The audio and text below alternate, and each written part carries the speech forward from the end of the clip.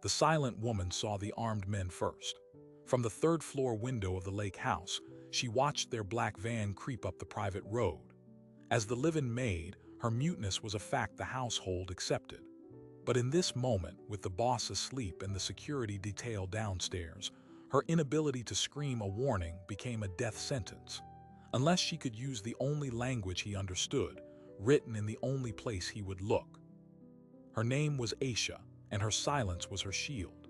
For 2 years, it had let her move unseen through this world of polished marble and dangerous secrets, cleaning the home of a man whose past in military intelligence had left him fluent in a language he had not used since childhood.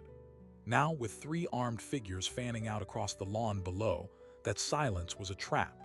The only way to save them both was to break her one sacred rule: never, ever reveal what she truly knew.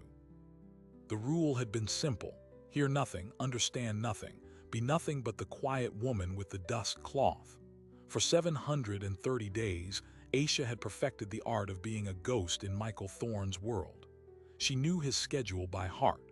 He rose at 5:30 for his run along the lake shore. He took his coffee, black, at 7:15 in the library. He conducted his business calls in the study after 9, his voice dropping to a low, urgent tone in a language she pretended not to recognize. She had been hired through a discreet agency that specialized in staff for high-profile clients. Her file said only what was necessary: selective mutism, trauma-induced, no known family, excellent references from a previous position in Geneva. They did not know that the trauma was watching her father, a translator for an oil consortium, be taken from their home in Riyadh by men asking questions about his employer. They did not know that her silence had begun that night, a 17-year-old girl's defense against a world that demanded answers she could not give. Michael Thorne was former military intelligence, a fact he did not advertise but which was evident in the way he moved through his own home, always assessing angles of approach, always nodding the time.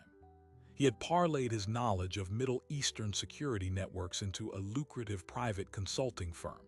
His clients were governments and multinational corporations. His enemies were the shadowy figures he had once tracked. Aisha learned his rhythms, the way he would pause by the window every morning scanning the tree line, the secure phone he kept in a locked drawer, the alertness that never quite left his eyes, even when he was reading by the fire.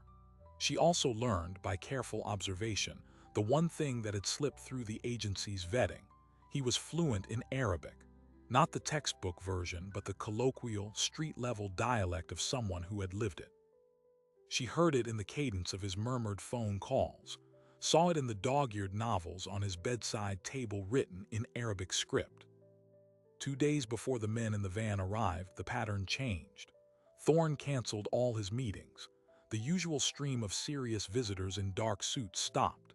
He spent hours in his study, the shredder humming repeatedly. Aisha, polishing the hall table outside, saw him through the cracked door. He was staring at a photograph, a younger version of himself standing with 2 other men in desert camouflage. With a slow, deliberate motion, he fed it into the shredder. That evening, he did something he had never done before. He spoke to her directly, not through the house manager. He found her in the kitchen, arranging flowers. His expression was unreadable. "Aisha," he said, his voice unusually gentle, "if anything unusual happens, if you see anyone near the property who shouldn't be here, there's a panic button under the desk in my study. You press it. Don't hesitate." He held her gaze for a moment longer than necessary, as if trying to impress the instruction upon her, then turned and left. She had nodded, the ghost's appropriate response, but her mind raced. He was preparing for a threat he could not fully ward off. Now, watching from the window, the theory became terrifying reality. The black van had no markings. It had not come up the main gate road, which was monitored.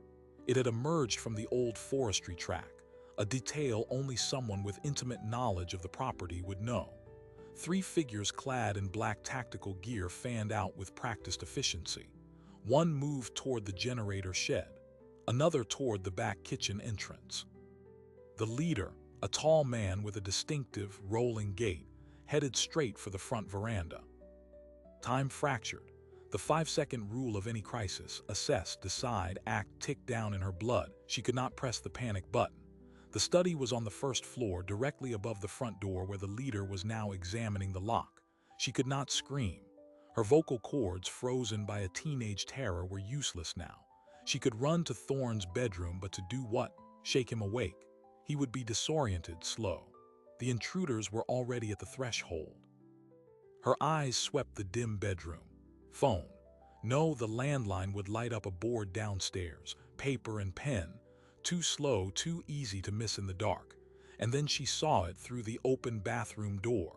The in-suite mirror, still fogged from Thorne's late-night shower. The idea was absurd, desperate. But it was the only one she had.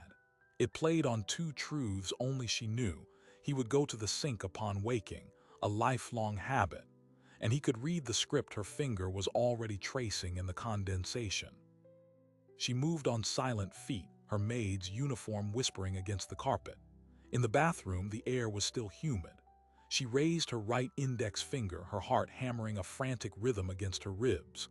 The first stroke was clumsy, the letter sprawling. She forced her hand to steady, drawing on a memory of her father's elegant handwriting. She formed the words she had never spoken aloud in this house, the language she had buried with her past. 3 words, a warning stripped to its bones. She wrote from right to left, the elegant, looping characters of formal Arabic emerging from the fog. As the final letter curved into place, a heavy asterisk thud echoed from downstairs. The sound of a door being forced, not kicked but expertly persuaded. It was followed by the softest creak of floorboards in the hall below. They were inside. Aisha backed away from the mirror, her message glowing pale against the glass. She slipped into the deep shadow of the wardrobe alcove just as the bedroom door handle began to turn, with a slow, silent precision that was more frightening than any kick. The door opened without a sound. A single black-clad figure filled the doorway, backlit by the dim hall light. He moved with the fluid, economical grace of a professional, sweeping the room with a pistol-mounted flashlight. The beam cut across the bed, illuminating the sleeping form of Michael Thorne, then danced over the dresser, the armchair, the closed bathroom door. Aisha pressed herself deeper into the alcove, the rough wood of the wardrobe biting into her back. She willed herself to become part of the shadow, to stop the frantic beating of her heart that sounded deafening in her own ears. The intruder took 2 steps into the room, his focus entirely on the bed. He raised his left hand, holding a small, dark object, a syringe. This was not a robbery. This was a snatch or a quiet elimination. The beam fixed on Thorne's exposed neck. Aisha's mind screamed a warning that her throat could not utter. Just as the man leaned over the bed, Thorne's eyes snapped open. He didn't startle, he didn't cry out. His hand shot out from under the covers, a blur of motion that caught the intruder's wrist in a vice-like grip, twisting it away. The syringe clattered to the floor. The flashlight beam jittered wildly across the ceiling. There was a muffled grunt, a sharp crack of bone, and the intruder staggered back, his weapon hand now dangling at a wrong angle. But he was trained. He pivoted, bringing his pistol to bear with his other hand. "Lights," Thorne barked, rolling off the far side of the bed. The voice command system, a security feature Aisha had installed but never seen activated, responded instantly. Every light in the room blazed to full brightness. The sudden glare was disorienting. The intruder flinched, firing a wild shot that buried itself in the headboard with a sickening thump of splintering wood. In that frozen second of brilliance, Thorne's eyes, scanning for a weapon, found the bathroom. They locked onto the foggy mirror. He saw the flowing script. His face, a mask of combat focus, underwent a seismic shift. Shock, then comprehension, then a ferocious calculation all flashed across his features in less than a heartbeat. He read the 3 words she had written. His gaze darted to the alcove where she hid, and in that glance she saw an unspoken command: "Stay down." He moved. Instead of going for the intruder, he lunged for the nightstand, yanking open the drawer. The injured man fired again, the shot tearing through the mattress. Thorne came up with a compact black pistol, 2 shots impossibly loud in the enclosed space. The first took the intruder in the shoulder, spinning him. The second caught him in the chest, the impact throwing him back against the door frame. He slid to the floor, motionless. Silence descended, thick and heavy, broken only by Thorne's controlled breathing and the ringing in Aisha's ears. He was already moving, stepping over the body, closing and locking the bedroom door. He snatched a bathrobe from a hook, his eyes never leaving the mirror. He walked into the bathroom, staring at the message as if it were a ghost. Asterisk al-Rij al-Thalatha, al-Mifta al-Kaz asterisk, he read aloud, his voice a low rasp. 3 men, the special key. He turned to look at her as she emerged, trembling from the shadows.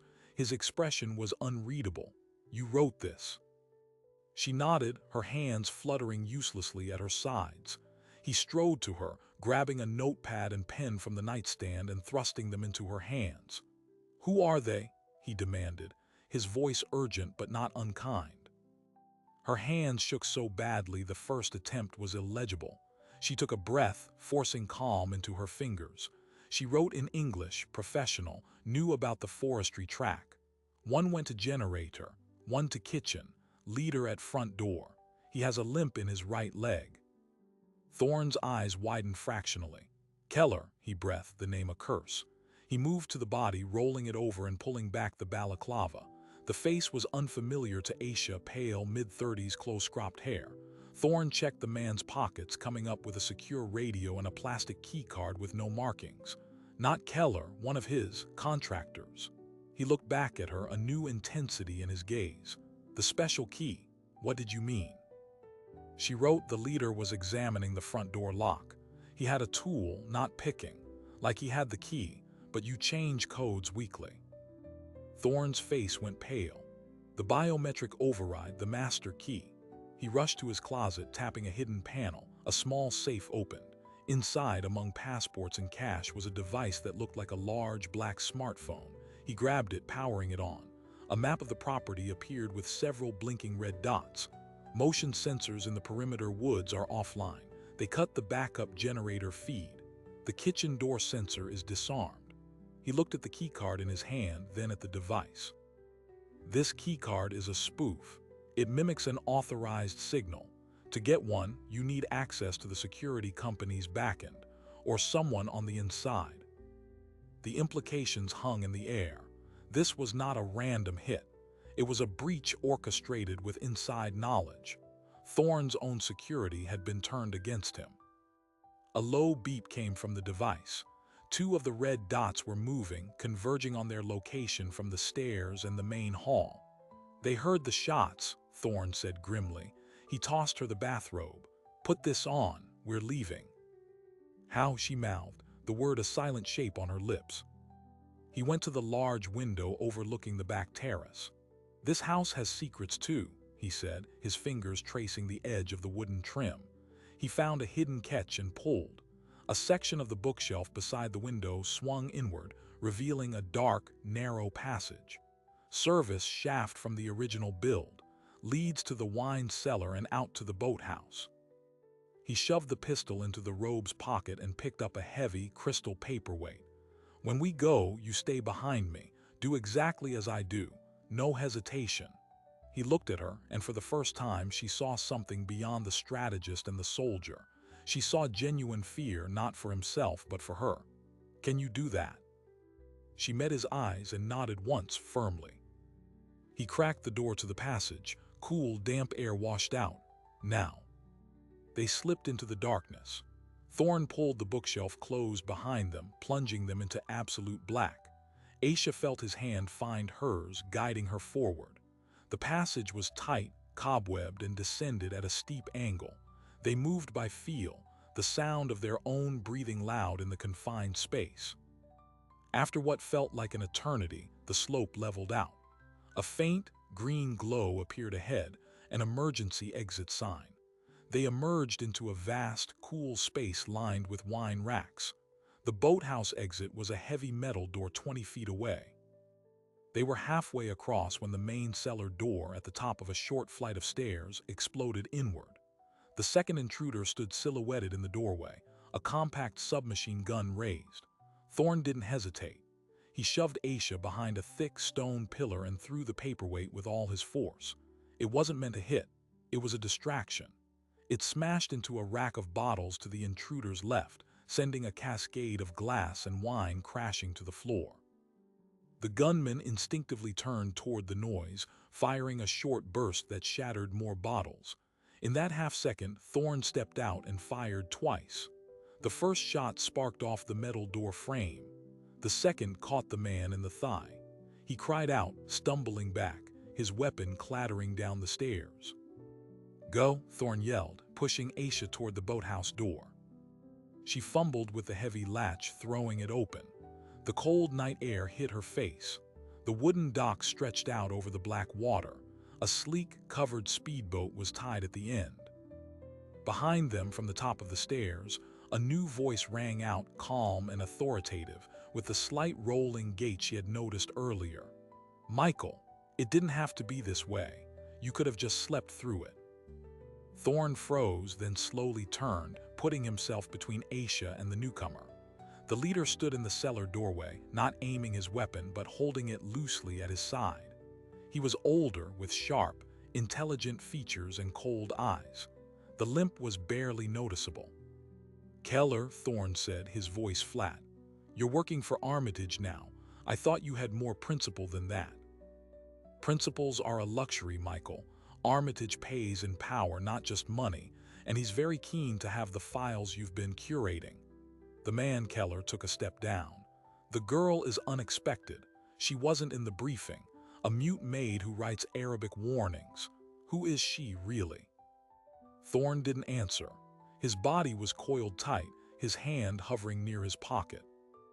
"It doesn't matter," Keller continued, taking another step. "The override key gave us 90 minutes of blind spot. The local authorities think your alarm system is undergoing maintenance. No one is coming. Give me the data drive and I'll make it quick for both of you. A gas leak. A tragic accident for the reclusive consultant and his unfortunate employee." Aisha's mind raced. Keller was confident in control. He had the inside track, the spoofed key, the disabled sensors. He was waiting for something, then she saw it. Behind Keller at the top of the stairs, a red light on a small box mounted to the wall was blinking in a steady rhythm. A transmission light. He was wearing an earpiece. He wasn't alone in this. Someone was feeding him information, guiding him. She tugged on Thorne's robe, pointing frantically at her own ear, then up at the blinking light. Thorne followed her gaze. Understanding dawned. Keller's confidence came from a live feed, from someone who could see the property's security status in real time. The insider wasn't just a one-time leak. They were actively guiding the assault. Keller saw the exchange. His relaxed demeanor vanished. "Enough," he raised his weapon. Thorne moved with shocking speed. He didn't fire at Keller. Instead, he fired 3 rapid shots at the ceiling near the top of the stairs. Sparks flew as the bullets tore through electrical wiring and a conduit. The blinking red light died. The cellar was plunged into deeper shadow, lit only by the green exit sign and the faint moonlight from the boathouse door. Keller's link was cut. In the sudden darkness, Thorne grabbed Aisha and sprinted for the boat. "Start the engine," he yelled, shoving her toward the helm as he untied the lines. Gunfire erupted behind them, bullets pinging off the metal door frame and ripping into the dock wood. Aisha fell into the driver's seat, her hands fumbling over the console. She found the ignition button and pressed it. The engine coughed, then roared to life. Thorne leapt aboard, shoving them away from the dock with his foot. "Go, full throttle, head for the middle of the lake." She slammed the throttle forward. The boat surged away from the dock, its bow lifting as it planed across the black water. Behind them, Keller emerged onto the dock, firing steadily. A round shattered the windscreen next to Aisha's head, sending a spiderweb of cracks across the glass. She ducked, but kept the throttle open, steering a zigzag course away from shore. After a minute, the gunfire stopped. The lake house shrank to a cluster of tiny lights on the dark shoreline. The only sounds were the roar of the engine and the slap of water against the hull. Thorne slumped against the side, breathing heavily. He looked at her, his face etched with exhaustion and adrenaline. "You saved my life," he said, his voice barely audible over the engine. "Twice." She just stared back, her whole body trembling now that the immediate danger had passed. She pointed at him, then mimed writing. He understood. He found a dry patch on the deck and used his finger to trace letters in the condensation. "Why?" She looked at the question, then out at the dark, expansive water that now felt like the only safe place in the world. She took his hand and turned it over, writing a single word on his palm with her fingertip. "Justice." He stared at his palm, then back at her face, his eyes searching for a story she had never been able to tell. The boat raced on into the darkness, but the real danger, they both knew, was not behind them on the shore. It was in the system that had been so easily turned against them, the insider who had sold them out, and the powerful man named Armitage who wanted Thorne's files silenced forever. And Aisha, the silent ghost, had just become the most visible target of all. They didn't go to the police. The spoofed keycard and the disabled security feed were proof enough for Thorne. The breach was institutional. Someone with authority had greenlit the hit. He steered the boat not to the public marina, but to a secluded cove on the lake's western shore, where a rusted metal shed stood half hidden by pines. Inside was an old jeep, covered in dust but fueled and ready. "Contingency plan C," he said by way of explanation, tossing her a bundle of clothes from a locker: jeans, a sweater, a baseball cap. "Change. We leave everything from the house here." As they drove through the pre-dawn darkness, Thorne laid out the bleak reality. Marcus Armitage was not a competitor or a disgruntled client. He was a former senator, now a defense contractor with tentacles in a dozen intelligence agencies. Thorne had been quietly compiling a dossier on Armitage's network for 2 years, a record of illicit arms transfers, sanctioned assassinations, and corrupt alliances disguised as foreign policy. "The file is called the Ephesus Archive," Thorne said, his eyes fixed on the empty road. "It's not just about him. It's about a system that protects people like him. Keller didn't just want to kill me. He wanted to erase the archive." Aisha listened, writing questions on a legal pad balanced on her knees. "Why you? Why keep it?" "Why me?" Thorne echoed, a bitter smile touching his lips. "Because I helped build some of the systems he corrupted. I was there when the lines started to blur, and I kept it because I'm a fool who thought someone someday would want the truth." He glanced at her. "Your turn. Justice. What does that mean?" Her story came out in halting, written fragments, the pen digging into the paper. She wrote of her father, Karim, a gentle man who translated contracts for an oil conglomerate. Of the night 8 years ago when men in uniforms she did not recognize stormed their villa in Riyadh. They accused him of espionage, of selling secrets to a rival corporation. They took him. He never came back. The official report, delivered weeks later, said he had been killed resisting arrest. Aisha's voice had vanished that same night, stolen by a trauma so profound her mind walled it off. Her mother, shattered, sent her to live with an aunt in Switzerland, where she rebuilt a life of quiet service, far from the ghosts of the Middle East. She wrote, "The company was Amalgamated Gulf Resources. My father's last project was a pipeline deal. Your name was in the security briefing he translated the week before he was taken. I saw it when I packed his office. I never forgot." Thorne's knuckles turned white on the steering wheel. "Amalgamated Gulf," he repeated, the name heavy in the air. "That was an Armitage shell company. The pipeline deal was a cover to move weapons into Yemen. Your father must have seen something in the documents that compromised the operation." He fell silent for a long moment. "I was the security consultant on paper. I didn't know about the weapons. I resigned when I found out, but by then the deal was done. And your father was." "Dead asterisk," she wrote. The word was a black mark on the page. "I am so sorry, Aisha." The apology was raw, inadequate. "The Ephesus Archive has the whole chain. The forged contracts, the payments, the orders for the hit on the translator who knew too much. It has your father's name. The revelation landed like a physical blow. For 8 years, her father's death had been a dark, shapeless cloud of grief and injustice. Now, Thorne was telling her it had a blueprint, and he held the plans. Her silent scream of why finally had an answer, and it was more monstrous than she had imagined. They drove for hours, switching vehicles twice using keys left in prearranged lockboxes. Thorne's network of safe contingencies was extensive, but he was worried. Keller is former Special Forces, same unit I advised. He knows how I think. These caches are old protocols. He'll anticipate them. His fear was confirmed when they approached the third cache, a storage unit on the edge of a sleepy town. Thorne circled the block twice, then parked a street away, using binoculars to scan the area. "There," he said, his voice grim. He handed her the binoculars. A man in a casual jacket was leaning against a truck, drinking coffee, too still, too observant. Another was inside a diner, facing the window. They had the unit staked out. "They're not even hiding," Thorne muttered. "They're hurting us, pushing us toward a resource we need."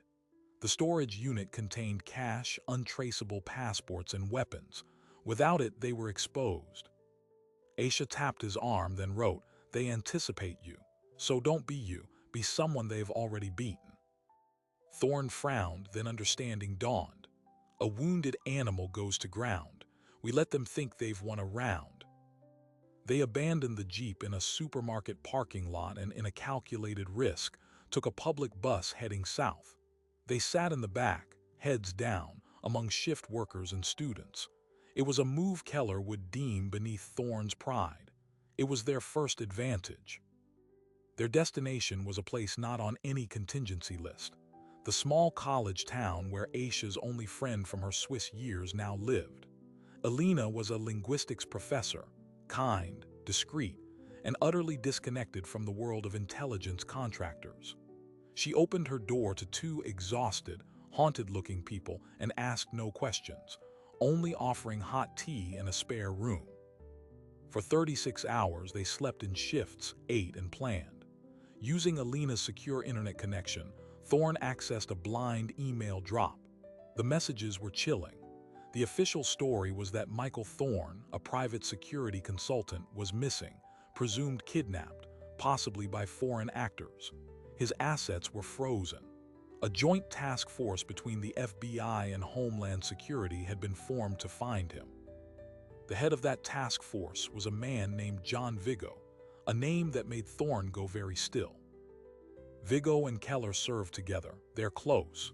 If Keller is Armitage's blade, Vigo is his shield inside the system. This isn't a manhunt. It's a cleanup operation. We're not just fugitives from a hit team. We're now targets of the United States government. The scale of the enemy expanded, vertiginous and suffocating. They were not just up against a corrupt businessman and his mercenaries. They were up against the very machinery of state, weaponized against them. Aisha, however, was focused on a different part of the puzzle. While Thorne scoured the news for data breaches or unexplained deaths, she pored over the few documents he had managed to encrypt and send to a cloud locker before the attack. She was looking for a pattern, a thread. Her father had taught her that translation was not about words, but about intent. What was the intent of this archive? She found it in a series of bank routing numbers buried in a scanned invoice. They were tied to a charitable foundation called the Delphi Trust. She wrote the name down and showed it to Alina, whose expertise was in semiotics and cultural codes. Alina's face paled. The Delphi Trust, that's one of the sponsors for my department's research fellowship on conflict resolution. They gave a lecture series last year. The keynote speaker was Marcus Armitage. The connection was a gossamer thread, but it was something. The corruption wasn't just in shadows. It was laundering its reputation in the light, funding academia, buying legitimacy.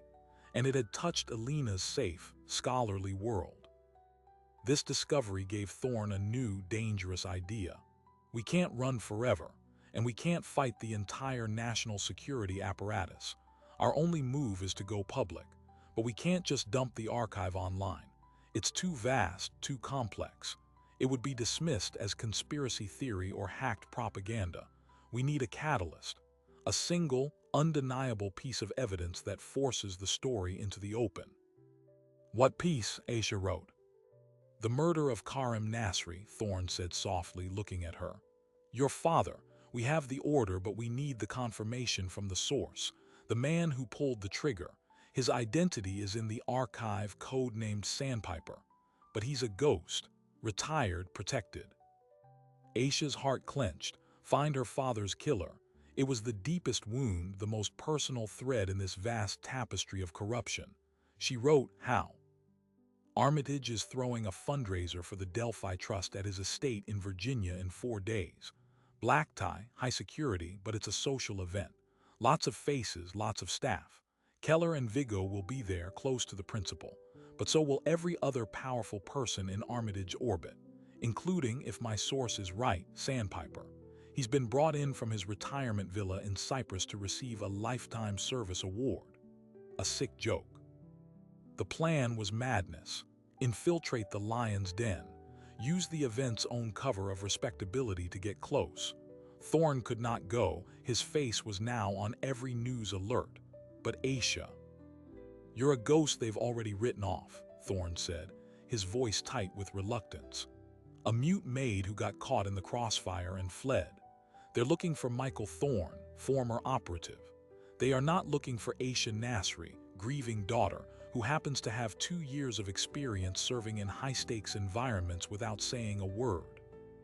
He was asking her to walk back into the heart of the machine that killed her father, to smile and serve drinks to the men who ordered his death. The justice she had written on his palm was now a path leading into a glittering, gilded hell. She looked at the photo on Alina's mantle, a picture of her own father, Karim, smiling, that she had kept on her phone for 8 years. She looked at Thorne, a man burdened by his own complicity, now risking everything for a truth he could have buried. She picked up the pen. What do I have to do? Thorne's expression was a mix of admiration and dread. We have 4 days to turn you into someone else, to give you a background that will pass a deep-layer security check, to teach you how to wear a wire, how to trigger a data dump, and how to identify a killer by the way he holds his drink. He reached out, almost touching her hand. And if you do this, if we pull this off, we burn their house of cards down with them inside it. But Aisha, if you're caught, they won't just kill you. They'll make you disappear and they'll paint you as a terrorist, a spy, a madwoman. There will be no justice. There will be nothing. Aisha held his gaze, the silence between them now filled with the weight of the past and the terrifying precipice of the future. She wrote one final line, her handwriting steady and clear. I have been disappearing since I was 17. It is time for them to disappear instead. The gala at the Armitage estate was a palace of lies. Every crystal glass, every forced laugh, every canapé passed on a silver tray was a prop in a performance of legitimacy. Aisha moved through the crowd as Sofia Varga, a temp server from a catering company whose background check Alina had meticulously forged. Her uniform was crisp black and white, her hair pinned up, her expression one of polite vacancy. Inside her bodice was a fiber-optic camera, no larger than a button. In her heel was a micro-transmitter, set to burst upload the Ephesus archive to 3 major news outlets and the Department of Justice's Inspector General the moment she triggered it. The trigger was a sequence of 3 deliberate taps on her thigh.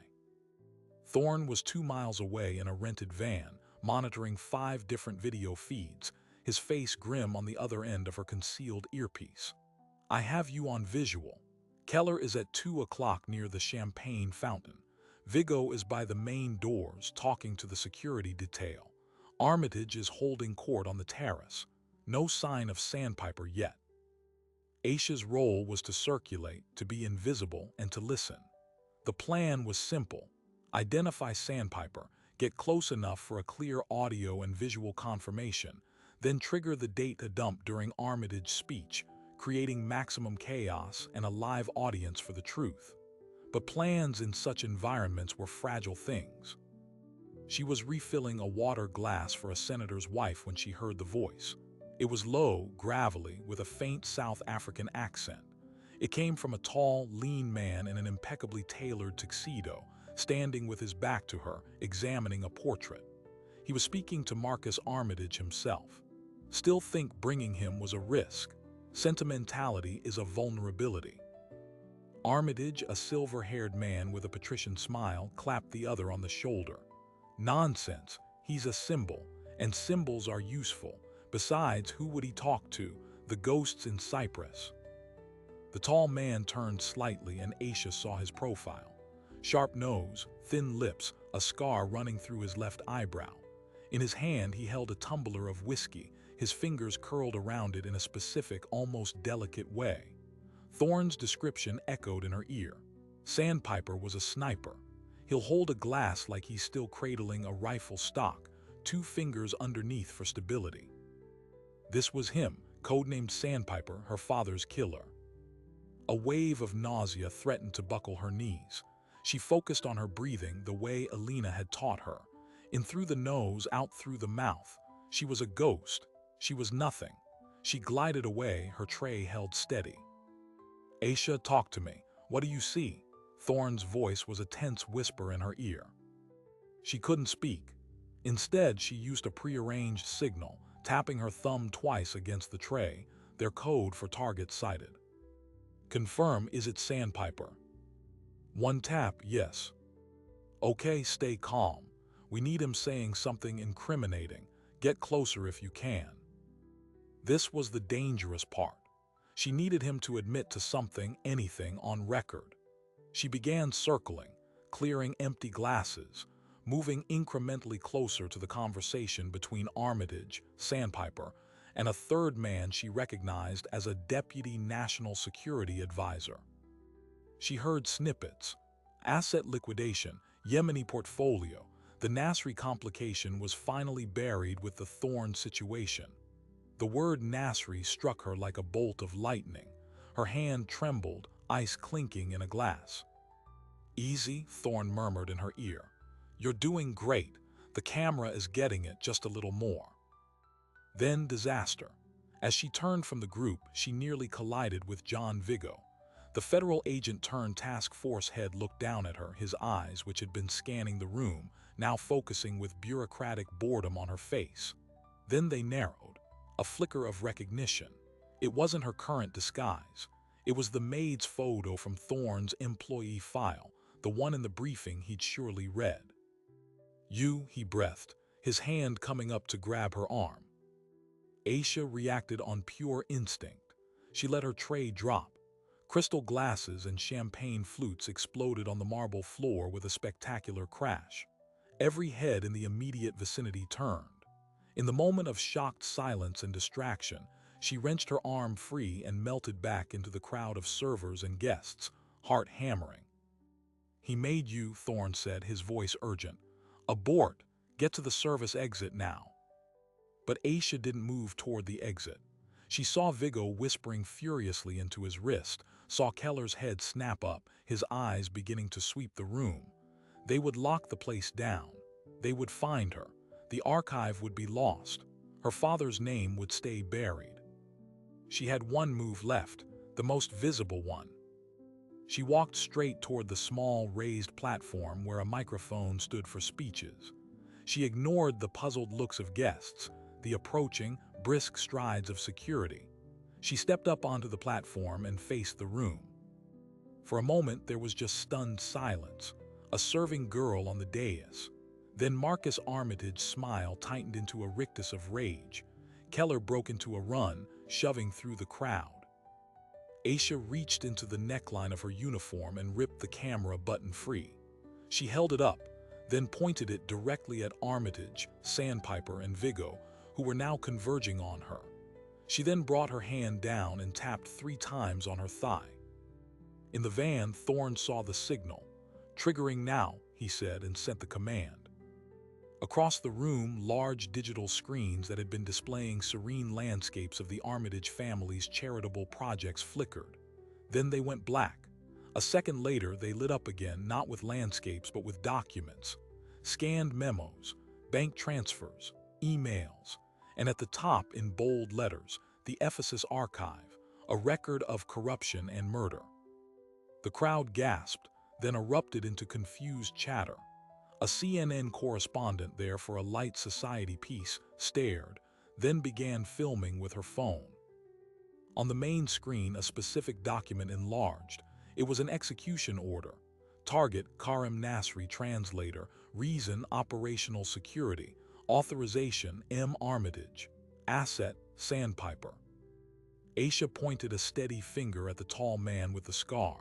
Every eye followed. Sandpiper's face, a moment ago cool and composed, collapsed into sheer panic. He turned to flee, but two men in suits, not estate security but Thorne's contacts planted in the crowd, moved to block him. Chaos, pure, unscripted chaos. Guests screamed. Security scrambled, unsure who to target. Vigo was shouting orders that no one heeded. Armitage was trying to get to the control room, his face purple with fury. In the center of it, Aisha stood silent. She looked at Sandpiper, who was now being restrained, and she mouthed two words soundlessly in Arabic. For my father. The police, when they arrived 20 minutes later, were not the local precinct. They were a federal anti-corruption task force that had been monitoring the data dump in real time, acting on orders from a judge who had received the archive seconds before the public. Thorne had planned for this too, a legal backdoor. The fallout was swift and merciless. Armitage, Vigo, and Keller were arrested before dawn on charges of conspiracy, murder, and corruption. Sandpiper, in a desperate bid for leniency, provided a full confession, detailing not only Karim Nasri's murder but 7 others. The Delphi Trust was shuttered, its board dissolved. For Aisha and Thorne, there were months of debriefings, testimonies, and the slow, grinding wheels of justice. But they were witnesses, not defendants. Thorne's archive was authenticated. Aisha's father was posthumously exonerated, his name cleared in both the United States and Saudi Arabia. The final surprise came not in a courtroom, but in a quiet therapy office 6 months later. Aisha had been working with a specialist on trauma-induced mutism. The doctor was reviewing her progress, speaking gently about the neural pathways of fear and speech. He asked her, as he often did, to try and make a sound, any sound. Aisha thought of her father's smile. She thought of the 3 words on the foggy mirror. She thought of Thorne's hand guiding hers in the dark. She opened her mouth. For the first time in 8 years, air passed over her vocal cords, not in a breath, but in a whisper. The sound was ragged, barely audible, but it was there. "Justice," she whispered. Her voice was back. It was fragile, and it would be a long road to full speech, but the silence was broken.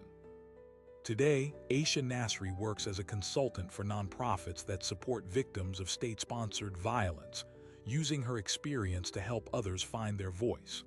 Michael Thorne returned to consulting, but now exclusively for transparency watchdog groups. The lake house was sold. They sometimes meet Alina for coffee in a world that, while not perfect, feels a little more accountable. The silent woman who saw the armed men first did more than deliver a warning.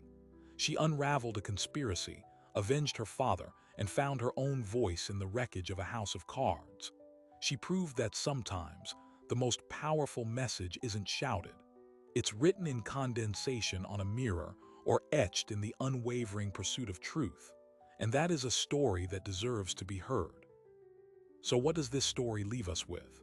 Not just a tale of intrigue, but a map of a different kind of power. We live in a world that often mistakes volume for strength, that equates being heard with being important. But the silent woman in this story rewrote that script. Her power was in observation, in patience, in the careful deciphering of a truth everyone else was too loud to hear. She reminds us that the most critical intelligence often comes from the margins, from those we are conditioned to overlook. Her weapon was not a gun, but a language, a script that bridged 2 worlds and exposed a hidden connection. It was a specific personal key that unlocked a systemic, global lie. This is the enduring lesson. That corruption, no matter how vast, is often vulnerable to a single, precise point of pressure. That point is almost always a person with a memory, a grievance, and the courage to connect the dots. The story of Aisha and Michael is also a story of atonement. It's about the weight of complicity and the long road to redemption. He had helped build the machine. She had been crushed by it. Together, they found a way to dismantle it from within. Their alliance, forged in desperate necessity, became a partnership rooted in a shared commitment to repair what was broken. It's a powerful argument that our past do not have to define our future actions, that we can choose to be architects of justice, even if we once laid bricks for the walls of injustice. This narrative pushes us to ask uncomfortable questions.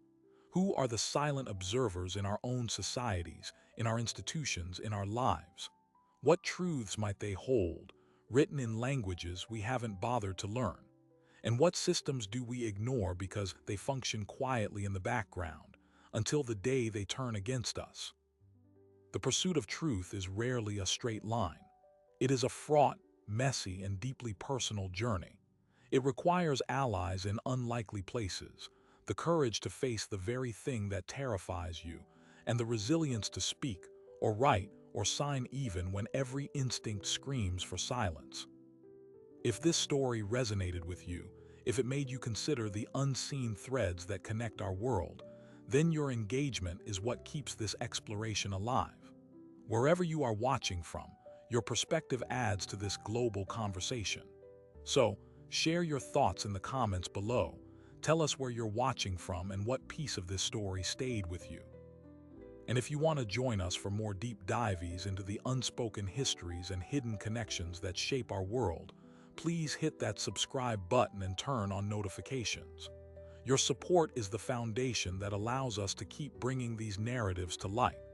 Thank you for watching, and until next time, keep listening to the quiet voices. They often have the most important things to say.